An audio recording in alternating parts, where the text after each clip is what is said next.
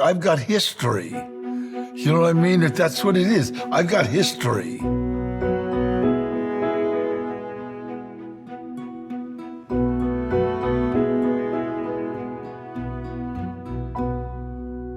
Actor Danny Trejo came to be knowing almost nothing about his paternal roots, beyond the fact that they lay in Mexico. To explore them, we focused on the man who brought his father's family to America, Danny's great-grandfather, Cirilo Garay. We found Cirilo on an immigration record, crossing the border into Laredo, Texas in March 1918, when he was 42 years old. Accompanied by a wife, 3 sons, a daughter, length of time intended to remain permanent. Permanent. They were moving here permanently. Yeah. That is awesome. This is just before World War I ends in November of 1918. So the war is coming to an end, and your family is coming across the border, being admitted to the States. What's it like to see that, brother?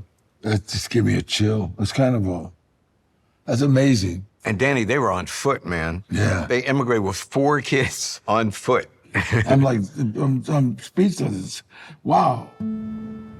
To reach Laredo, Cirilo and his family likely traveled about 140 miles, a grueling journey, with an end that was more grueling still. Cirilo was soon working on a farm in Green, Texas, a job with very few rewards. The average wage of Mexican farm laborers in the region was 75 cents a day. Did anyone in your family ever talk about this? Any stories ever passed down? No. Living conditions weren't any better. Housing for Mexican laborers in southern Texas typically consisted of a 2-room shack with an outhouse, no access to running water. And in that heat, man, what would you have done under such circumstances? Rob somebody. What are you going to do? You have to leave. I don't know.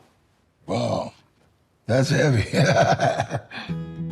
Danny's great-grandfather did indeed decide to leave.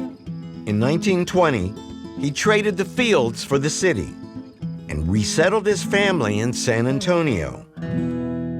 Then, tragedy struck. His wife Dolores died of a stroke, leaving Cirilo on his own, far from home, without a partner. But somehow, he picked up the pieces. By 1930, he'd remarried and was living in downtown San Antonio, where, astonishingly, he now owned his own home as well as a grocery store, an accomplishment that left Danny in awe. It's really kind of proud, you know, because, like I've seen documentaries and stuff about how people were losing their houses and the Dust Bowl and coming to the end to find out that my grandfather owned his own store. Yeah, and home. Yeah. That's pretty cool. Thinking about what we've shared together so far, what would you say to Cirilo if you had the chance today? Thank you. And thank you for giving us all a chance. Because I know a lot of people that fell by the wayside, just trying to get to California. So we had a head start. The family actually had a head start. Yeah, man, and nobody gave him that store. That dude paid his dues. Yeah, I'm proud of him. Discovering the stories of our ancestors is a transformative experience, changing the way we see ourselves, our families, and our shared history. To see more incredible stories, click below. And thank you for watching.